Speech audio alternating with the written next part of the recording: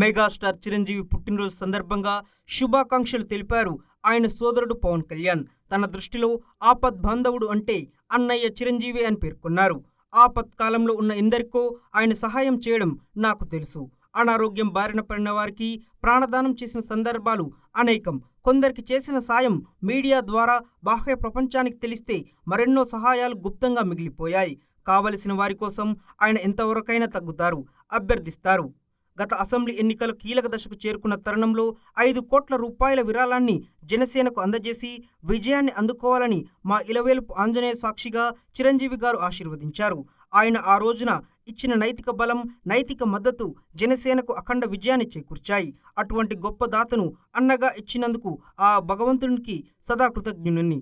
తల్లిలాంటి మా వదినమ్మతో ఆయన చిరాయుష్తో ఆరోగ్యవంతంగా జీవించాలని ఆ దేవదేవుణ్ణి మనసారా కోరుకుంటున్నాను అని పవన్ కళ్యాణ్